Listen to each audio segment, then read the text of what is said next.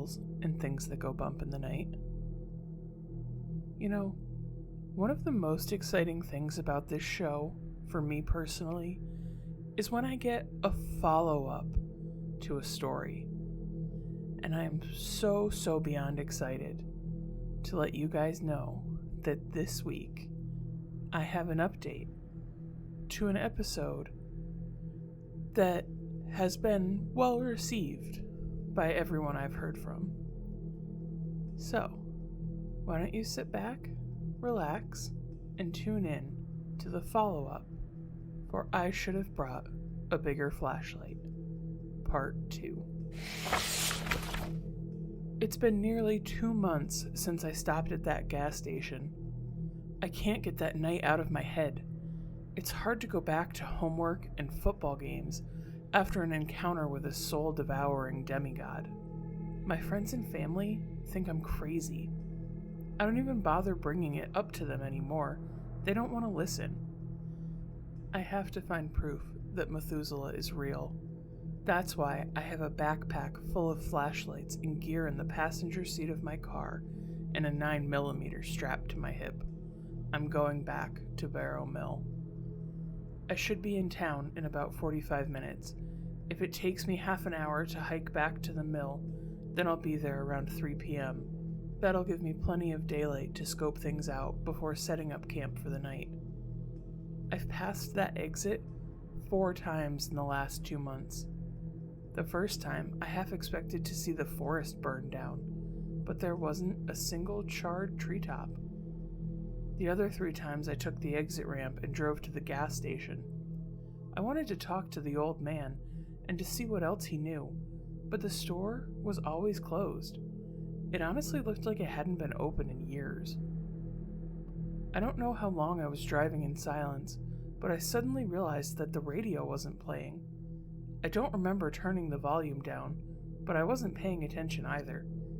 It seems like it was gradually phasing out the closer I got. When I reached the exit, there's nothing but my thoughts to fill the air. They were mostly comprised of the horrific deaths that I might meet, but I pushed them aside. I know that it's crazy to go back out there, but it's going to take a little bit of crazy to prove that what I know is real. I don't have a death wish. I just want to understand. If you never venture out into the fringes of what is known, then you'll rarely encounter the unknown. I pull up to the gas station, and it's no surprise to see that it's closed again. I roll up to the front entrance and try to peer through the glass. The lights are off, but I notice something new and unsettling. 3 white faces are staring back at me from a laminated poster taped to the door.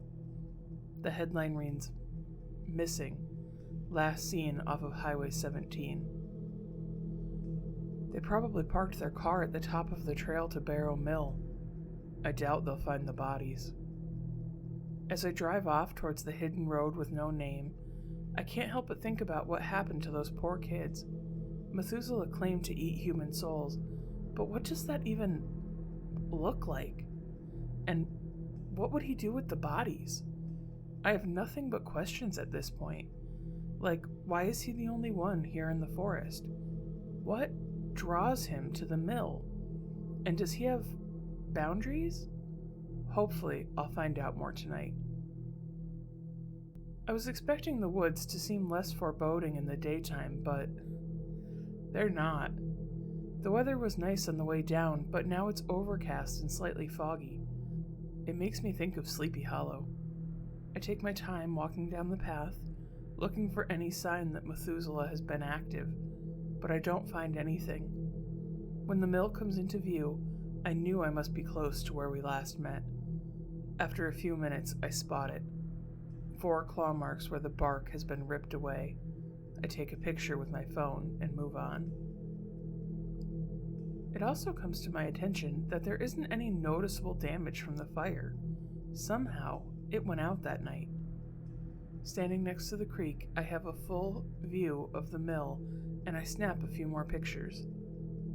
There's a little more to it than I could gather in the dark. 3 of the moss-covered stone walls remain in fairly good condition and stand at least 20 feet high. Nearly all the timbers and joists have rotted away, but it looks like there's one thing that escaped the elements. Down next to the riverbank is an old wooden door, and behind it is a room. I approach it warily, but the daylight gives me confidence. That, and the pistol and the flashlight I carry. But still, I know what might be sleeping in there. Upon closer inspection, I can tell that the door is made of heart pine. It's seen better days, but it was built recessed into the stone wall, so it's been somewhat protected over the years. I push with the hand that holds the flashlight and ready my pistol in the other. The door doesn't move. I hesitate for a moment and grip my teeth as I bare my shoulder against it and push with my legs. It gives, just a little at first, and then suddenly swings open. I stumble and fall into the room, dropping my flashlight in the process. I'm swinging my gun around wildly, and I know that a long dark arm is going to reach out of the darkness and grab me. But it doesn't. I slowly bend down and pick up my light. After scanning the room, I feel a little foolish. There's nothing in here but a dirty floor and cold stone walls. I go to close the door on my way out and notice that there's a locking mechanism mounted to the back side. It's a simple iron pin that slides horizontally into a hole in the stone frame. Someone must have stayed here a long time ago. I pull the door to and move on to see what else I can find. After walking several hundred yards in every direction, I resign myself to return to the mill. There isn't anything else that stands out. I've decided that the best place to observe and hopefully go unnoticed would be at the top of one of the stone walls. They were about 3 feet thick and high enough in the air so that if I lay down on top of one, I'll be out of sight. Using the empty window frames and the wide gaps between the stones, I climb the wall that's directly above the wooden door. When I pull myself on top of the wall, I position my backpack behind me and lay against it like a pillow. I've still got about an hour or so of sunlight, so I get my phone out and begin to look for a rabbit hole to fall into for a while. As the sun begins to fade behind the treetops, I put my phone away and prepare myself mentally for a long night. I also decide that I need to order a new phone. This one has started glitching and pressing buttons on its own. A few hours drag by like molasses, and nothing happens. The faint moonlight offers just enough visibility to see things that are not in the shadows. My only entertainment are the occasional animals that wander by. I've seen a few raccoons, a family of deer, and one rogue possum. The forest is alive and healthy, not like last time. You could hear a pin drop that night. I doze off a few times after midnight, but am quickly startled back awake. My body knows this isn't a safe place to sleep. The experience reminds me of when I used to pass out at my desk in high school and wake up in a panic. I'm contemplating getting my phone out again when I hear something that pricks my ears and brings my focus to the moment.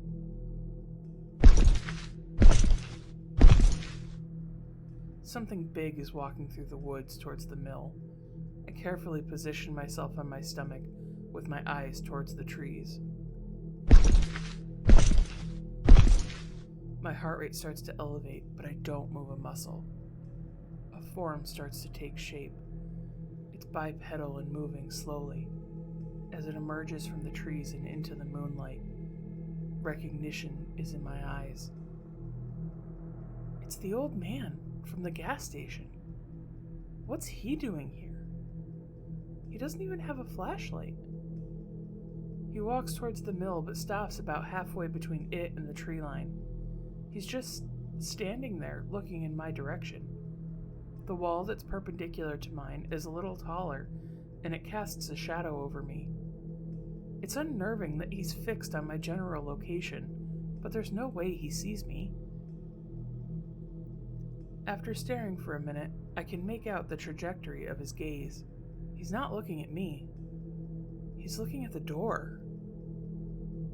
Half an hour goes by, and he doesn't move. He's waiting for something. It dawns on me that the woods have grown quiet again, but the silence doesn't last for long. The door opens. I slide my phone out of my pocket and attempt to start taking a video of whatever's happening, but it won't work for some reason. My screen is just flickering a dim purple color. I tuck it away before it's spotted. The old man carefully approaches and stops right at the threshold. I'm looking over the edge of the wall straight down at him. He seems to take a deep breath, then steps inside. The door shuts behind him.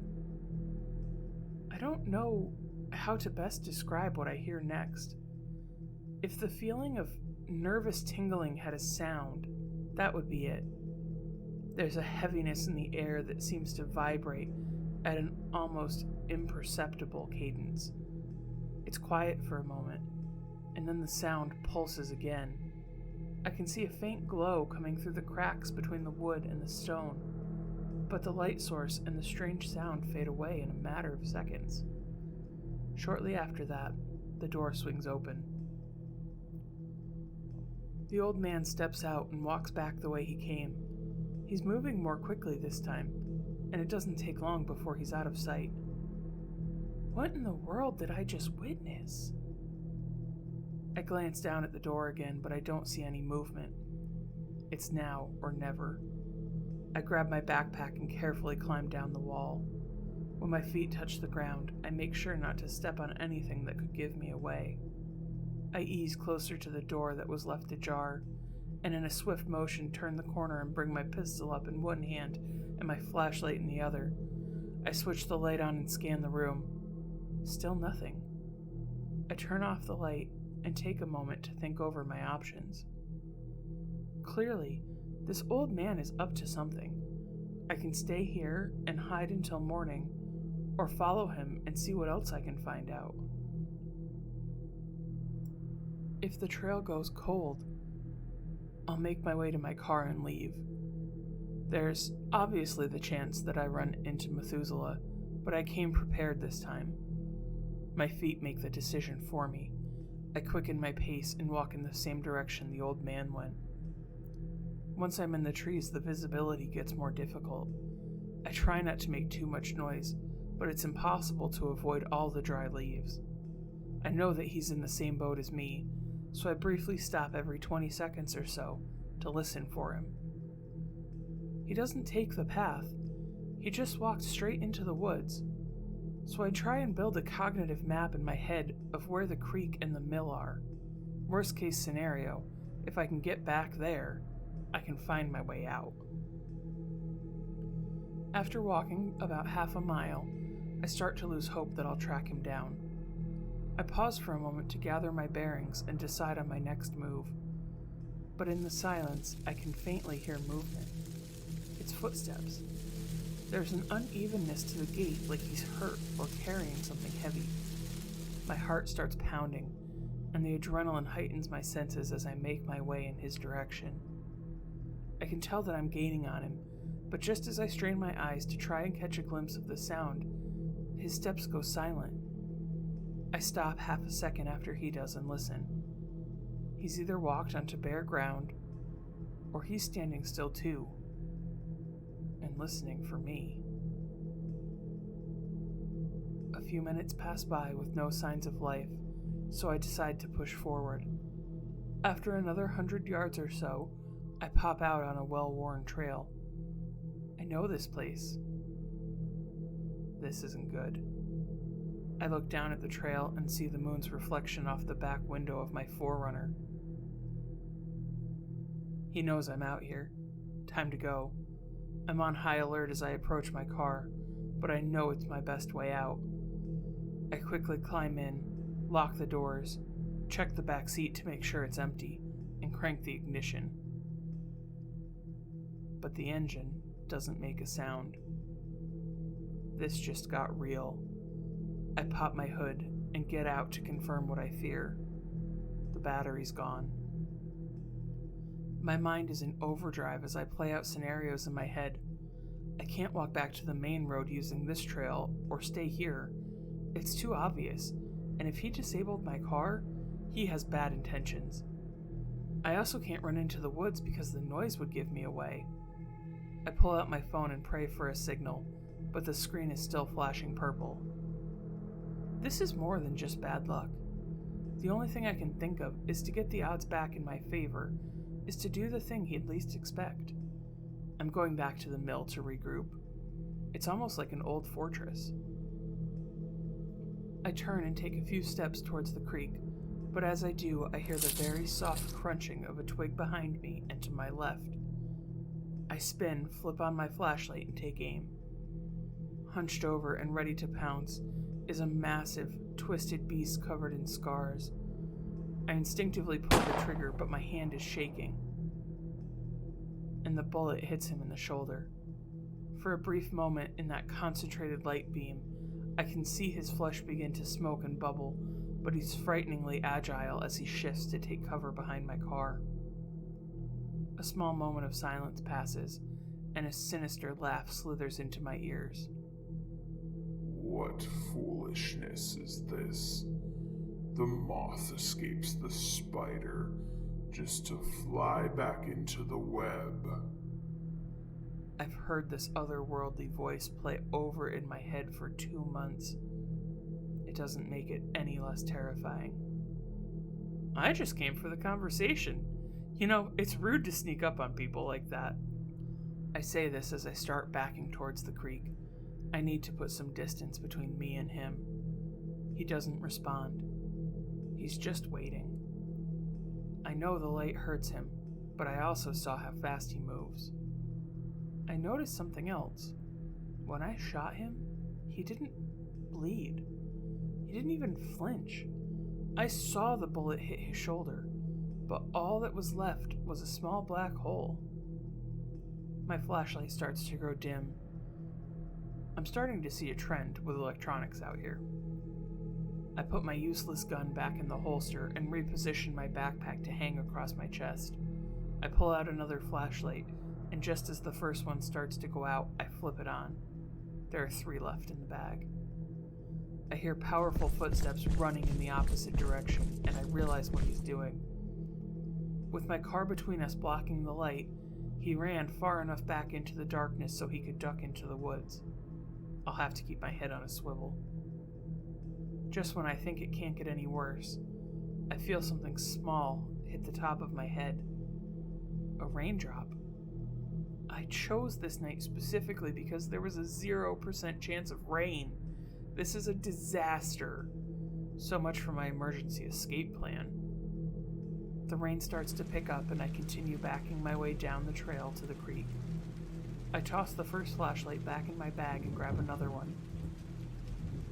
He's keeping enough of a distance that I can't spot him, but I hear the leaves crunching in short bursts as he darts between the trees. He's moving back and forth in a large half-moon pattern, waiting for me to make a mistake. The rain is making it more difficult for me to hear him. I'm almost jogging backwards now because I know it's only a matter of time before he finds an opening. I need to get to that mill ASAP. My second flashlight starts to flicker, so I swap it out for another. I'm down to my last 2 lights. I look over my shoulder and I can see the mill. I push the wet hair out of my face, and keeping one flashlight shining behind me and one in front, I turn and start to run. As I do, a deafening raspy howl shakes my eardrums and stands every hair on my neck straight up. He knows where I'm headed, and he doesn't like it. Long strides are gaining on my right, and I try to keep a light on his position. The flashlight I'm aiming in front of me suddenly glows dim and cuts out. I'm 20 paces from the door, and mercifully it was left open.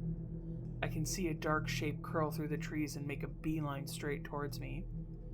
The beam catches him, but he drives through the pane, and a smoking, bubbling mass of dark fur and white teeth is barreling towards me, screaming and howling bloody murder. He launches himself at me, but makes a mistake.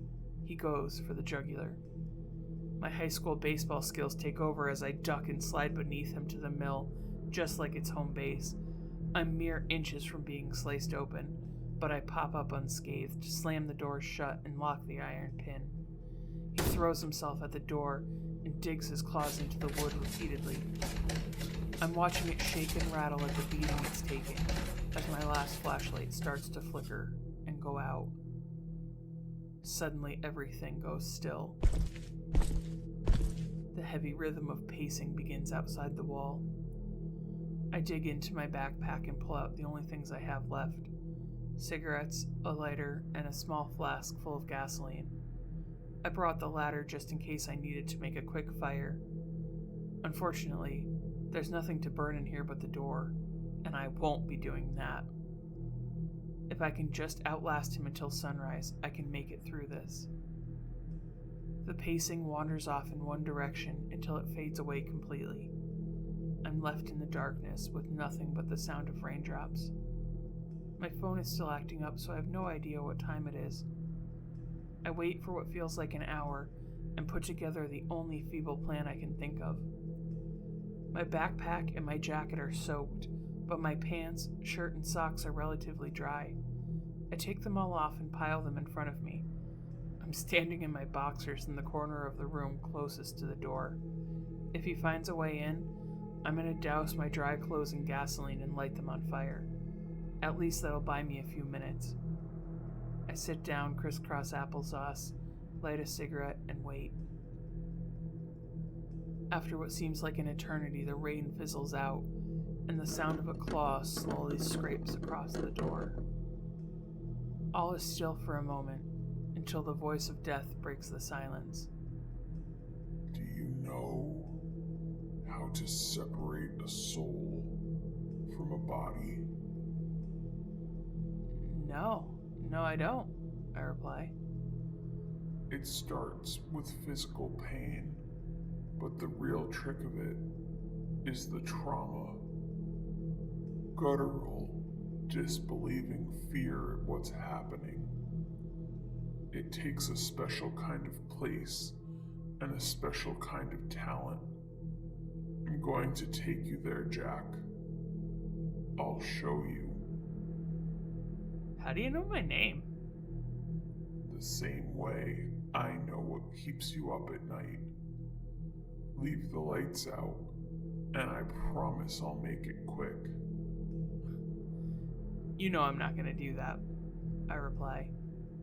Then there will be weeping and gnashing of teeth. A scratching, earthy sound begins outside. He's digging his way in. It doesn't take him long to make it past the threshold. He'll burst through the door any second. I've been watching the cracks between the wood and the stone, and praying for a sign of daylight. In the past few minutes, it seems that my prayers may have been answered. The cracks of the outside are starting to turn from pitch black to a very light gray. The ground in front of the door starts to move and collapse in on itself.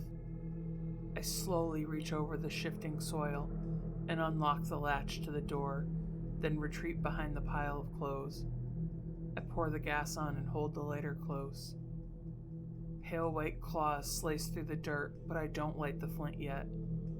Two arms burst through the ground and brace themselves, but I still hold off. Blackened, burned muscles tense as he explodes out of the hole and sends dirt flying in all directions. I light the clothes and they go up in a quick flame. I grab them and toss a sprawling ball of fire right at him. Snarling and burning, he shields himself with his arms and takes a step back as I dive into the hole and scramble out the other side. I emerge from the tomb like Lazarus, and my feet hit the ground running. I glance over my shoulder, but he's not in pursuit. The sun is peeking over the horizon, and I know I've survived the night. And that, dear listeners, is all of Jack's update from I Should Have Brought a Bigger Flashlight. Jack, I'm really happy that you made it out again, but I think you might need a new plan if you think you're going to go back and see Methuselah again. We wish you all the best. That's all for this week, my lovely listeners. If you have a story to tell, please send it to me at hauntedhorrorstorian@gmail.com or find me on Facebook at Haunted Horrorstorian Podcast. Until next time, stay spooky, and remember, sometimes it's more than just a story.